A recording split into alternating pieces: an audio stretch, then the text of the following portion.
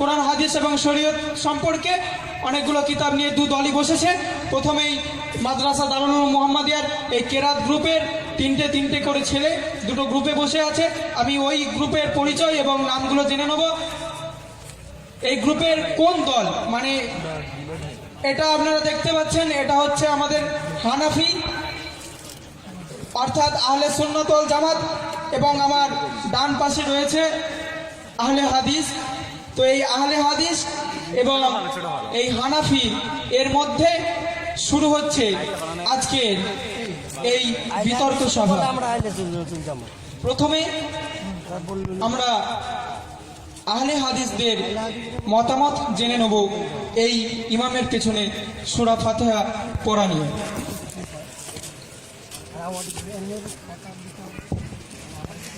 السلام عليكم ورحمة الله وبركاته نحمده ونصلي على رسوله الكريم أما بعد فأعوذ بالله من الشيطان الرجيم بسم الله الرحمن الرحيم فاقرأوا ما تيسر من القرآن الآية وقال الله تبارك وتعالى في الموضوع الآخر وما آتاكم الرسول فخذوه وما نهاكم عنه فانتهوا الآية وقال النبي صلى الله عليه وسلم لا صلاة لمن لم يقرأ بفاتحة الكتاب الحديث أو كما قال عليه الصلاة والسلام।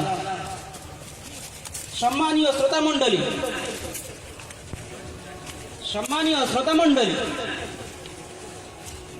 আমি একটা আয়াত পেশ করেছি, ওয়ামা আতাকুমুর রাসূলু ফাখুযু ওয়ামা নাহাকুম আনহু ফান্তাহু।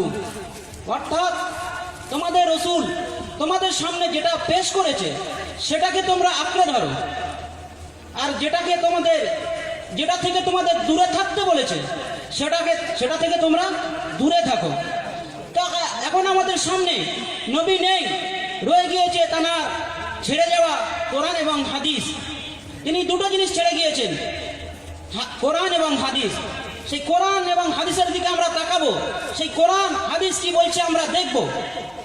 যদি আমরা কোরআন এবং হাদিসের দিকে তাকাই আমরা দেখতে পাবো ইবাদতের মধ্যে সবথেকে উত্তম ইবাদত হলো নামাজ পড়া। এই নামাজ পড়ার ভিতরে অনেক আহকাম আছে। সূরা ফাতিহা পড়াও একটা আহকাম, আর একটা সূরা ফাতিহা পড়াও একটা আহকাম। কিছু একটা ছোট্ট জামাত আছে, তারা কি বলছে, না ইমামের পিছনে সূরা ফাতিহা পড়তে হবে না, এই বলে মানুষকে বিভ্রান্ত দিচ্ছে। কিন্তু একটা বিশাল বড় জামাত আছে, তারা কি বলছে, ইমামের পিছনে সূরা ফাতিহা পড়তেই হবে। শুধু এরা মূর্খের মতো বলে যায় না, এরা হাদিস কোরআন দিয়ে দলিল দিয়ে দেখিয়ে যাবে, প্রমাণ করিয়ে যাবে। কোরআনে কি বলছে আমরা দেখব, ফাকরাউ মা তায়াসসারা মিনাল কোরআন।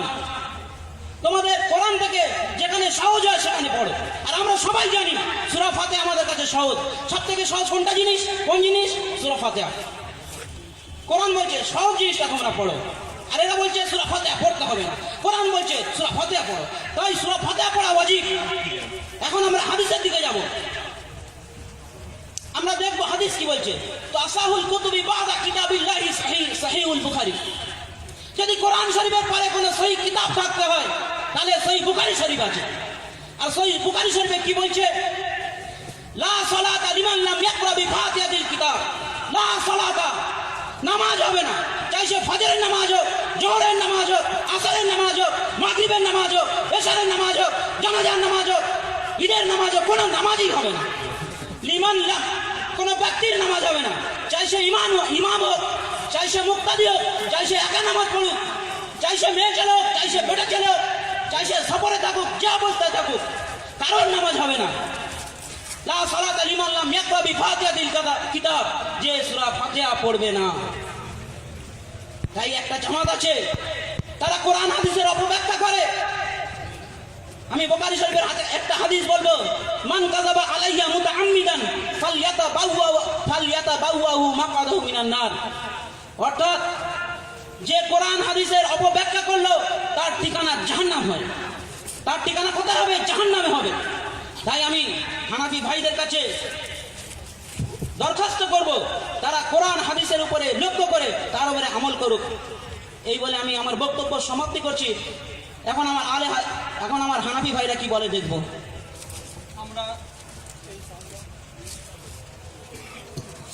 আমরা শুনলাম আমাদের আহলে হাদিস ভাইদের বক্তব্য এবং এই বিষয়ে আমরা পরবর্তী বিপরীত গ্রুপ আহলে সুন্নাত ওয়াল জামাত অর্থাৎ হানাফি মাযহাবের আমরা মতামতটা শুনে নেব।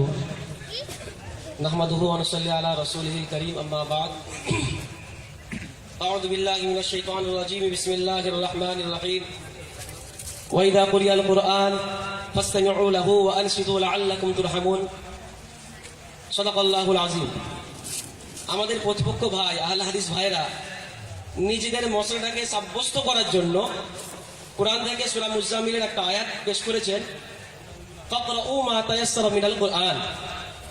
আমি তো ভাবতাম যে আহলে হাদিস ভাইদের হয়তো জ্ঞান আছে, ইলম আছে, আমি ভাবতাম। এখন সামনাসামনি হয়ে দেখছি কিছুই নাই, ভাঁড় ফাঁকা। তো এই যে সূরা মুজাম্মিলের আয়াতটা পেশ করেছেন, ফাকরাউ মা তায়াসসারা মিনাল কুরআন, এইটা নামাজ সম্পর্কেই নয়। এই আয়াতটা হচ্ছে সূরা ফাতিহা সম্পর্কে নয়, এই আয়াতটা হচ্ছে তাহাজ্জুদ সম্পর্কে। আমাদের আহলে হাদিস ভাইরা হয়তো জানেন না, ওনাদের তাফসীর মানেন না, কওলে খোদা কওলে রসুল এই দুটো ছাড়া তো মানেন না, পাবেন কোথা থেকে? অতএব এই আয়াতটা হচ্ছে তাহাজ্জুদের নামাজ সম্পর্কে, কোরআনের সূরা ফাতিহা সম্পর্কে নয়। এর দলিল কি আছে? আপনি তাফসীর খুলে দেখুন, তাফসীর ইবনে কাসির খুলে দেখুন, তাফসীর রুহুল মাআনি খুলে দেখুন, তাফসীর লিল কাত্তান খুলে দেখুন। এখানে পরিষ্কার লেখা আছে, সব থেকে বড় কথা হলো এটাই যে ওনাদের নেতা, ওনাদের বুজুর্গ নাসিরুদ্দিন আলবানী, যে নাসিরুদ্দিন আলবানী কোনো কথাকে সহি বললে আমাদের আহলে হাদিস ভাইদের কাছে চূড়ান্ত, ওটাই সহি, ভুল বলুক আর ঠিকই বলুক। সেই নাসিরুদ্দিন আলবানী একটা কিতাব লিখেছে, কিতাবের নাম হচ্ছে সিফাতুস সালাতিন নবী। এই সিফাতুস সালাতিন নবীর মধ্যে পরিষ্কার লিখেছেন যে এই উক্ত আয়াত সূরা মুজাম্মিলের যে আয়াতটা আছে এটা হলো তাহাজ্জুদের নামাজের ব্যাপারে।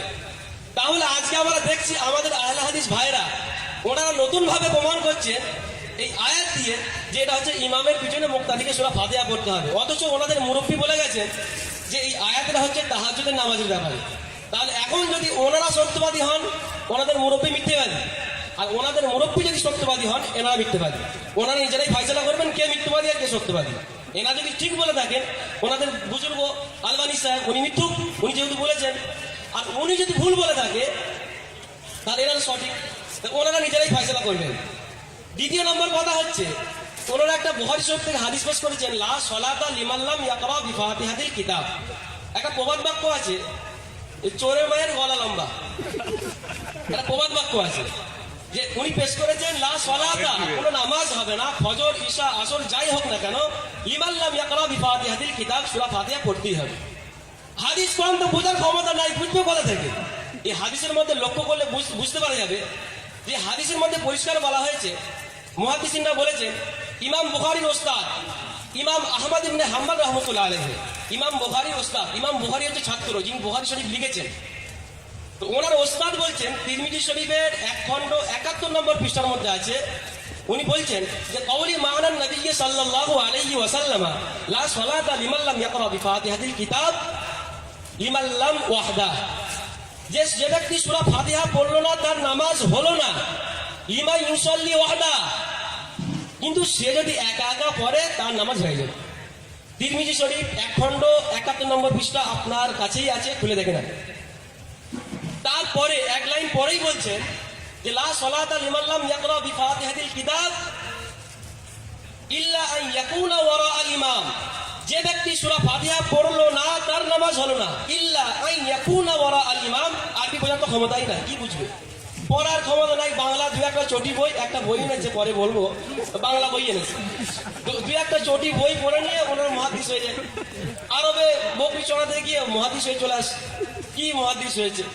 তো ওখানে পরিষ্কার বলা হয়েছে যে ব্যক্তি ইমামের পিছনে সূরা ফাতিহা পড়লো না তার নামাজ হলো না, ইল্লা আন ইয়াকুনা ওয়ারা আল ইমাম, যদি সে ইমামের পিছনে হয় সেটা ব্যতিক্রম, তার নামাজ হয়ে যাবে। তো ওনার দলিল এটাকে পুরো বাতিল। আমি ওনাকে দাবি করব যে আমি যে সমস্ত কথা বলেছি ওনার বিপক্ষে উত্তর দিয়েছি, আমার প্রশ্নের উত্তরগুলো দেবেন, এবং আমি আমার দলিলের সপক্ষে কোরআনের আয়াত পেশ করবো, মনোযোগ সহকারে শুনবেন। আল্লাহ পাক সূরা আরাফের মধ্যে বলেছেন ওয়াইদা কুরিআল কুরআন ফাসতামিউ লাহু ওয়া আনসিতু লাআল্লাকুম তুরহামুন, যে যখন কোরআন পড়া হবে ফাসতামিউ, শোনো, ওয়ানসিতু, চুপ থাকো, ফাসতামিউ, শোনো, কখন? যেগুলো হচ্ছে জেহরি নামাজ। ইমাম জাসসাস রহমতুল্লাহ আলাইহি তাফসীরে আহকামুল কোরআনের মধ্যে কথাটা বলেছেন যে ফাসতামিউ মানে শোনো, কখন শোনো? জেহরি নামাজে, ঈশান নামাজ, ফজরের নামাজ এবং মাগরিবের নামাজে। ওয়ানসিতু এবং চুপ থাকো, কখন? সিররি নামাজে, যেটা হচ্ছে আপনার জোহরের নামাজ, যেটা হচ্ছে আসরের নামাজ। পরিষ্কার কোরআনের আয়াত দ্বারা প্রমাণিত যে ইমামের পিছনে মুক্তাদিকে কিছু পড়া যাবে না, চাই সে জেহরি নামাজ হোক, সিররি নামাজ হোক। আমি আমার প্রতিপক্ষ ভাইকে বলবো আমার কথার উনি উত্তরগুলো দেবেন, এবং যে আয়াতটা আমি তেলাওয়াত করে এবং প্রমাণ করেছি যে ইমামের পিছনে মুক্তাদিকে কিছু পড়ার দরকার নাই, ওই প্রশ্নটা উত্তর দেবেন আশা করি। প্রিয় শ্রোতা মণ্ডলী, আমরা দেখছি আস্তে আস্তে বিতর্ক কিন্তু চরম পর্যায়ে পৌঁছে যাচ্ছে। আমরা দেখছি এক পক্ষ যখন কোরআন হাদিসের আয়াত ধরে উল্লেখ করছে, তখন বিপরীত পক্ষ কিন্তু ছেড়ে কথা বলছে না। তাই দেখতে থাকুন এই চরম বিতর্ক সভা। আমার পরবর্তী পক্ষ আহলে হাদিস ভাই আবার এটা খণ্ডন করবেন এবং তার উত্তর দেওয়ার চেষ্টা করবেন। সম্মানিত উলামায়ে কেরাম, এতক্ষণ আমাদের হানাফি ভাই আপনাদের সামনে অনেক কথা বলেছে কোরআন এবং হাদিস থেকে। তার আগে আমাদের হারুন ভাই অনেক কোরআন হাদিস থেকে দলিল দিয়েছে, সেটা কাটার জন্য অনেক চেষ্টা করেছে। আজাজিলের এলেম অনেক ছিল, কিন্তু তিনি শয়তান হয়ে গেছে। আমরা সবাই জানি कीड़ा माखुरा जैसे उसका कोई हैसियत नहीं है, वो बहस करने आया हम लोग। वो जो आयत बताया है, এখন যে আয়াতটা পড়ে আপনাদেরকে শুনিয়েছে, ওয়াইদা কুরিয়াল কুরআন ফাসতামিউ লাহু ওয়ানসিতু লাআল্লাকুম তুরহামুন, কোথায় নাজিল হয়েছে জানাই নেই মনে হয়। এই আয়াতটা নাজিল হয়েছে মক্কাতে। আল্লাহর নবী সাল্লাল্লাহু আলাইহি ওয়াসাল্লাম যতদিন মক্কাতে ছিলেন ততদিন পর্যন্ত নামাজের মধ্যে কথা বলা যাচ্ছিল। তারপরে মক্কা থেকে যখন মদিনায় এসেছে, মদিনায় আসার পরেও নামাজের মধ্যে কথা বলা যাচ্ছিল। যায়েদ বিন আরকাম রাদিয়াল্লাহু তাআলা আনহু তিনি বলেন, আল্লাহর নবী সাল্লাল্লাহু আলাইহি ওয়াসাল্লাম যখন মক্কা থেকে মদিনায় আসছে, তারপরেও আমরা নামাজের মধ্যে একজন অপরজনের সাথে কথা বলতাম। আর যখন সূরা বাকেরা থেকে ওয়াকুমু লিল্লাহি কানিতিন এই আয়াত নাজিল হয়, তখন থেকে আমরা আর কথা বলি না। ওই আয়াতটার মধ্যে আছে ওয়াইদা কুরিয়াল কুরআনু ফাসতামিউ লাহু ওয়া আনসিতু লাআল্লাকুম তুরহামুন, তার মানে চুপ থাকতে বলা হয়েছে। চুপ থাকতে বলা হয়েছে। যদি নামাজের মধ্যে চুপ থাকতে বলা হয় তাহলে কিছুই বলা যাবে না, সূরাও পড়া যাবে না, কথাও বলা যাবে না। কিন্তু সাহাবায়ে কেরাম কথা বলেছেন, তাহলে কি সাহাবায়ে কেরাম এই আয়াতটি মানেননি? মানেছে। দেখেন এই আয়াতটা কিসের জন্য নাজিল হয়েছে। এই আয়াতটা নাজিল হয়েছে ওয়াকাল আল্লাযীনা কাফারু লা তাসমাউ লিহাযাল কুরআনি ওয়ালগাউ ফি লাআল্লাকুম তাগলিবুন। এই আয়াতটা নাজিল হয়েছে আল্লাহর নবী সাল্লাল্লাহু আলাইহি ওয়াসাল্লাম যখন কোরআন তেলাওয়াত করতেন, আর কাফের বেঈমানেরা এসে হাতে তালি বাজাতো, আল্লাহর নবীকে গালি দিত, তখন এই আয়াতটা নাজিল করে বলছে ওয়াইদা কুরিয়াল কুরআনু ফাসতামিউ লাহু আনসিতু লাআল্লাকুম তুরহামুন। এই আয়াতটা নাজিল করে বলছে যে তোমরা চুপ থাকো, তাহলে তোমাদের উপর আল্লাহ তাআলা রহম করতে পারে। দেখেন কত বড় চাল খেলেছে। এখানে পরিষ্কার বোঝা গেল যে এই আয়াতটা কাফেরদের উপর নাজিল হয়েছে, আর সেই কাফেরদের উপর যে আয়াত নাজিল হয়েছে সেই আয়াতটা নিয়ে নামাজের মধ্যে ঢুকে গেছে। কত বড় জ্ঞানী লোক, এত জ্ঞান পিপাসুয়েরা খালি নিজেদেরকে বড় দাবি করে। এবার আপনাদের সামনে আমাদের হারুন ভাই দলিল দিল।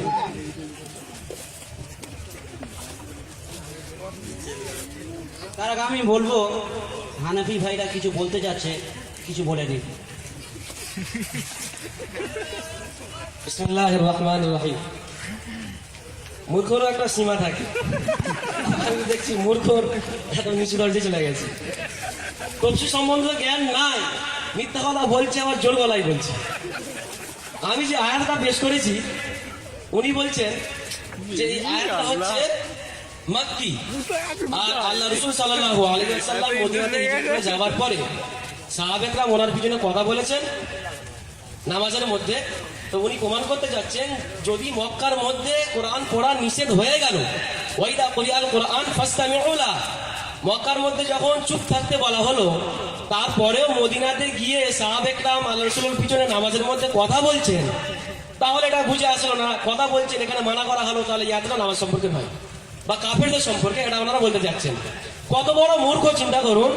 এখানে আমার কাছে তফসিরে তাবারি আছে, এই তফসিরে তাবারির মধ্যে ওয়াইদা কুরিআল কোরআন ফাসতামিউ লা ওয়া আনসিতু লাআল্লাকুম তুরহামুন এই আয়াতটা পেশ করেছেন ইমাম জুহরি রাহমাতুল্লাহ আলাইহি।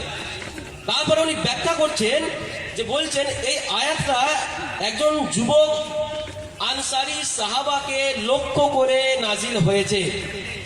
আনসারী সাহাবী আল্লাহ রাসূল সাল্লাল্লাহু আলাইহি সাল্লামের পিছনে কিরাত করছিলেন, তো ওই সাহাবীকে লক্ষ্য করে এই আয়াতটা নাজিল হয়েছে।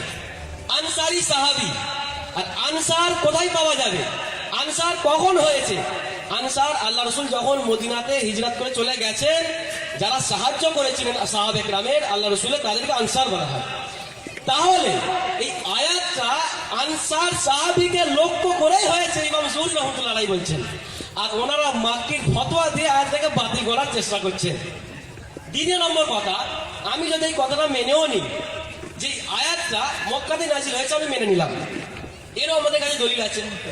আল্লাহ রাসূল সাল্লাল্লাহু আলাইহি সাল্লাম মক্কা থেকে মদিনায় হিজরত করে চলে গেছেন, যাবার পরে উনি মক্কাতে আবার এসেছেন, আনসার সাহাবী এসেছেন আল্লাহ রাসূলের সাথে, আল্লাহ রাসূল নামাজ পড়িয়েছেন, আনসার সাহাবী আল্লাহ রাসূলের পিছনে নামাজ পড়েছেন, তখন ওয়াইদা কুরিআল কোরআন ফাসতামিউ লাহু ওয়া আনসিতু লাআল্লাকুম তুরহামুন নাজিল হয়েছে। এর দলিল আমাদের কাছে একই তাফসীরের মধ্যে আছে। তাহলে পুরো একদম ডাহা মিথ্যা কথা, তাফসীরের জ্ঞান না থাকার কারণে এইসব কথা বলে। আর দ্বিতীয় কথা, আমার প্রতিপক্ষ ভাইরা প্রথমেই বলছেন যে আমাদের হারুন ভাই অনেক অনেক দলিল দিয়েছে। ভাই কটা দলিল দিয়েছে? মাত্র একটাকে অনেক অনেক বলা হয়? কথার মধ্যেও বোঝা যাচ্ছে যে একদম মূর্খ। দ্বিতীয় কথা, আমি ওনাকে প্রশ্ন করেছিলাম বুখারী শরীফের হাদিস উনি যে পেশ করেছেন, তার ক্ষেত্রে আমি তিরমিজি শরীফের হাদিসের হাওয়ালা দিয়েছিলাম, বলেছিলাম যে এই কথাটা হচ্ছে লিমান ইউসাল্লি ওয়াহদাহু, যে ব্যক্তি একা একা নামাজ পড়ে তার জন্য কোনো উত্তর আসেনি। দ্বিতীয় নম্বর কথা, এই আয়াতের ক্ষেত্রে আমি আরেকটা কথা বলবো,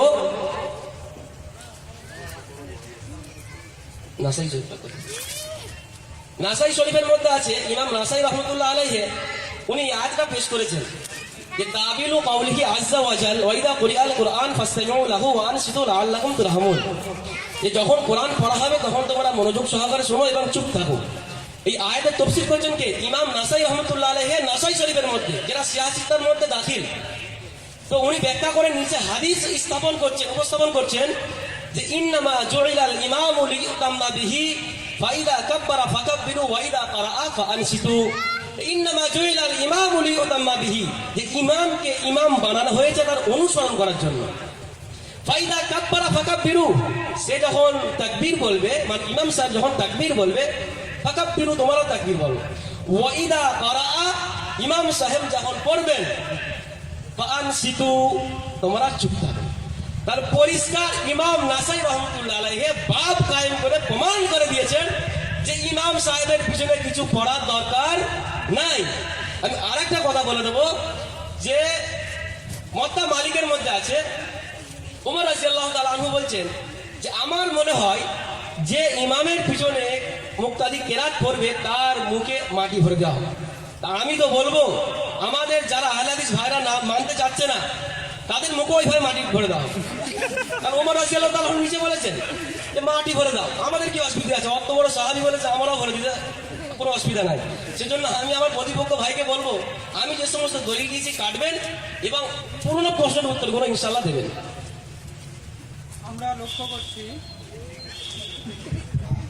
আমরা লক্ষ্য করছি কোরআন এবং হাদিসের আলোকে আমার বাম দিকে উপবিষ্ট এই হানাফি মাযহাব খুব কঠিন কঠিন চ্যালেঞ্জের সম্মুখীন হয়ে সেই চ্যালেঞ্জগুলোকে গ্রহণ করে তার সদুত্তর দিয়ে এই যারা শ্রোতমণ্ডলী রয়েছে তাদের মধ্যে আপনারা দেখতে পাবেন, আমি ক্যামেরাম্যানকে অনুরোধ করব এটা দেখাতে, আহলে হাদিসদের দিকে চেয়ার পুরো ফাঁকা হয়ে যাচ্ছে, আর হানাফি মাযহাবের চেয়ার পুরো ভরে যাচ্ছে।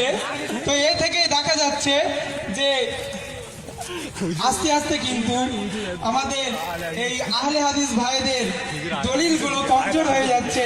তাই আমি এই শ্রোতা মণ্ডলীকে শেষ পর্যন্ত এই বিতর্কটা আমি দেখার জন্য অনুরোধ করব এবং শেষ ফলাফল আমরা দেখব যে কে সঠিক।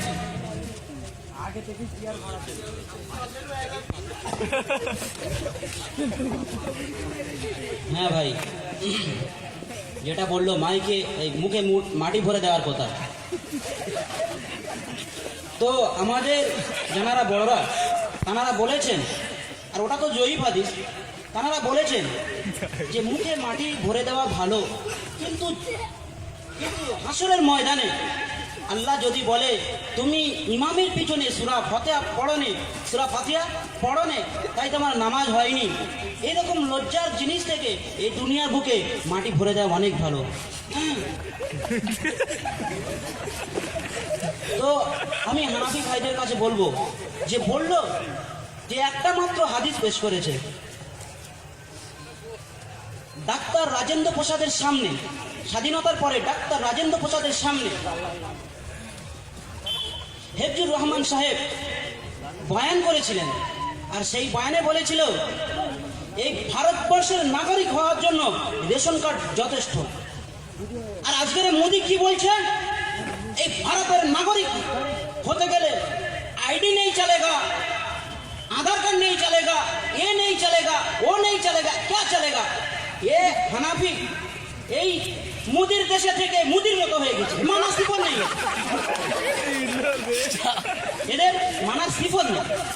যদি থাকতো তাহলে একটা হাদিসের উপরে, আমি বলছি যে একটা হাদিসের উপরে বিশ্বাস করতো, এখানে আসতো না, গাড়ি ভাড়া করে এখানে আসতো না, এই গাড়ি ভাড়া এই টাকা নিয়ে বিষ খেয়ে সেখানে পড়েই থাকতো।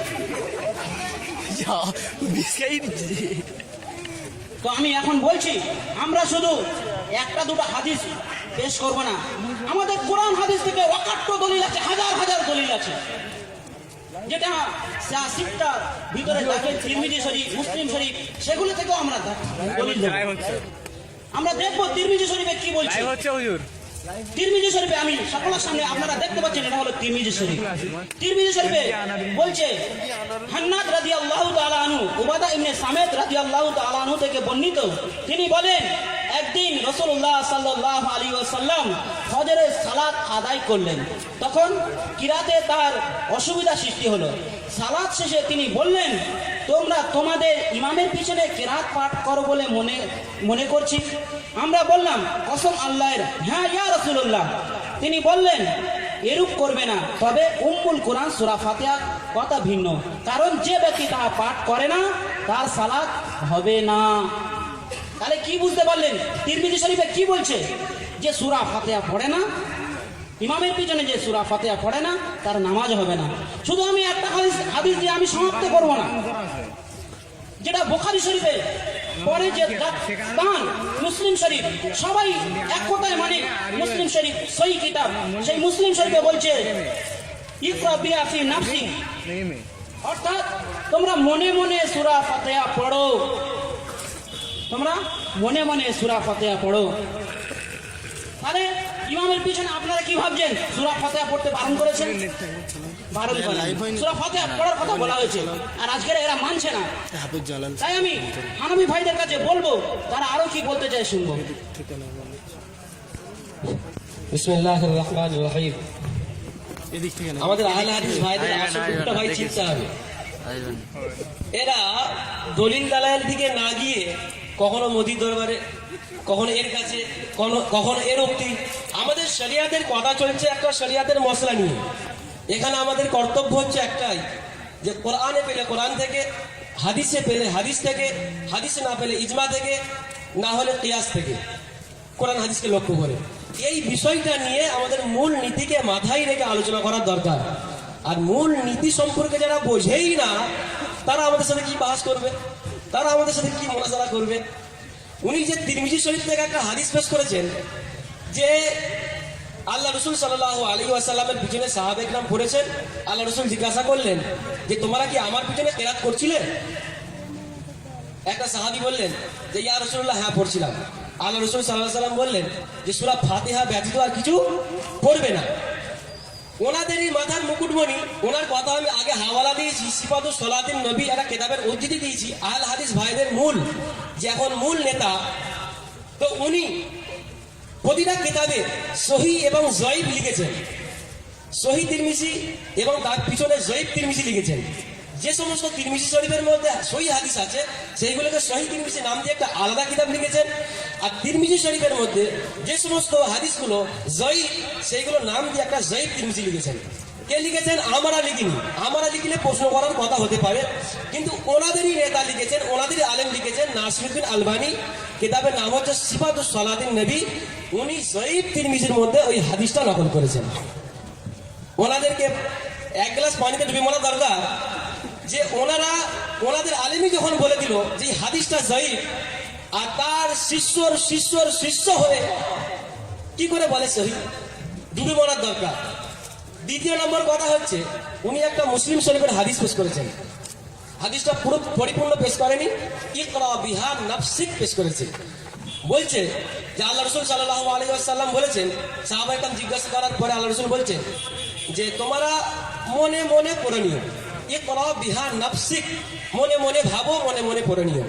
আমাদের আহলে সুন্নাত ওয়াল জামাত এবং হানাফি মাযহাবের মশলাও এটাই, যদি কোনো ব্যক্তি নামাজ পড়ে, ধরুন আমি এখানে নামাজ পড়ছি, এখানে মাদ্রাসা দারুল উলুম মুহাম্মাদিয়া লেখা আছে, আমি নামাজ পড়তে পড়তে আমার নজর যদি ওইদিকে চলে যায় আর আমি যদি মনে মনে পড়ে নিই, উচ্চারণ না করে মনে মনে পড়ে নিই, আমাদের নামাজ ভঙ্গ হবে না।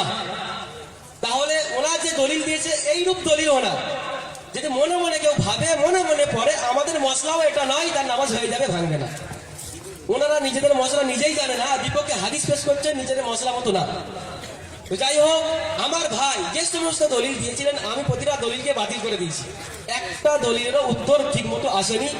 এবারে আমি আমাদের মশলা সপক্ষে কিছু হাদিস পেশ করবো, আমার ভাইরা শুনবেন আশা করি, আর লাস্টে মানার চেষ্টা করবেন, মানাটাই বেশিরভাগ ভালো হবে। সর্বপ্রথম মুসলিম শরীফের হাদিস পেশ করব। মুসলিম শরীফ প্রথম খণ্ডের মধ্যে আছে লম্বা চওড়া হাদিস, আল্লাহ রাসূল কাইফিয়ত বায়ান করছেন, নামাজের কাইফিয়ত বায়ান করছেন। পরিপূর্ণ হাদিসটা বায়ান করার পরে বলছেন যে ইমাম যখন তাকবীর বলবে তোমরাও তাকবীর বলবে, ফাইদা কাব্বারা ফাকাব্বিরু, আর ইমাম যখন পড়বে ওয়াইদা ক্বারাআ, ইমাম যখন পড়বে ফাআনসিতু, তোমরা চুপ থাকবে। সহিহ মুসলিমের সহিহ হাদিস। সহিহ মুসলিমের দ্বিতীয় খণ্ডে আছে লা কিরাআতা মাআল ইমামি শাইউন, যে ইমামের পিছনে মুক্তাদিকে কিছু পড়া যাবে না। তাহলে সহিহ মুসলিম থেকে দুটো হাদিস পেশ করলাম। চলুন সহিহ বুখারীর দিকে। সহিহ বুখারীর প্রথম খণ্ডের মধ্যে আছে আল্লাহ রাসূল সাল্লাল্লাহু আলাইহি সাল্লাম বলছেন ইমাম যখন আমিন বলবে তোমরা আমিন বলবে। ইদা ক্বালাল ইমামু আমিন ফাকুলু আমিন, ইমাম যখন আমিন বলবে তখন তোমরাও আমিন বলবে, আর ইমাম যখন চুপ থাকবে তোমরা চুপ থাকবে। আমিনের কথা এসেছে এখানে, ইমাম যখন পড়বে ওয়াইদা ক্বারাআ, তাহলে পড়নে ওয়ালা কাকে বলা হলো? ইমাম সাহেবকে বলা হলো, মুক্তাদিকে বলা হলো না। হাদিস তো সেইভাবে বুঝতে হবে যেভাবে সাহাবায়ে কেরাম বুঝেছেন, যেভাবে তাবেঈন বুঝেছেন। হাদিস যদি 1400 বছর পরে নিজের মন মতো বুঝতে চাওয়া হয়, পথভ্রষ্টতা অনিবার্য। তাহলে সহিহ বুখারীর দ্বারা আমরা এটাও প্রমাণ পেলাম যে ইমামের পিছনে মুক্তাদিকে কিছু করা যাবে না। ইবনে মাজার মধ্যে আছে আল্লাহ রাসূল সাল্লাল্লাহু আলাইহি ওয়াসাল্লাম পরিষ্কার বলেছেন, যে হাদিসটা আমি আগে উল্লেখ করে দিয়েছি, শেষ অংশে আছে ওয়াইদা ক্বারাআ ফাআনসিতু, ইমাম যখন পড়বে তখন তোমরা চুপ থাকবে। ইবনে মাজার মধ্যে আছে। সুনানে তিরমিজির মধ্যে এই হাদিসটা আছে, যে ব্যক্তি নামাজ পড়লো সূরা ফাতিহা পড়লো না তার নামাজ হলো না, কিন্তু সে যদি ইমামের পিছনে পড়ে সেটা ব্যতিক্রম। এতগুলো সিহাসিত্তার হাদিস দ্বারা প্রমাণিত এটাই হলো যে ইমামের পিছনে কিছু পড়া যাবে না। তারা বারবার ধরে বলছেন যে ইমামের পিছনে না পড়লে নামাজ হবে না। আমি একটা প্রশ্ন করবো, আমার ভাই যদি প্রশ্নের উত্তরটা দিতে পারেন তাহলে আজকে আমি এই স্টেজ থেকে আহলে হাদিস হয়ে বাড়ি চলে যাব। একটা প্রশ্ন করব, ভাই যদি দিতে পারেন তাহলে আজকে আমি ওয়াদা করলাম এখানে আহলে হাদিস হয়ে বাড়ি যাব। ধরুন আমি হাদিসেরই কথা বলছি, বুখারী শরীফের হাদিস। আল্লাহ রাসূল সাল্লাল্লাহু আলাইহি ওয়াসাল্লাম নামাজ পড়াচ্ছেন, একটা সাহাবা এসেছেন, এসে দেখছেন আল্লাহ রাসূল সাল্লাল্লাহু আলাইহি ওয়াসাল্লাম রুকুতে চলে গেছে। তো উনি দূর থেকে দেখেছেন, রুকুটা পাবার জন্য সাহাবী কি করলেন, রুকু করতে করতে রুকুর মধ্যে গিয়ে শামিল হয়ে গেলেন। তো আল্লাহ রসুল সাল্লাল্লাহু আলাইহি ওয়াসাল্লাম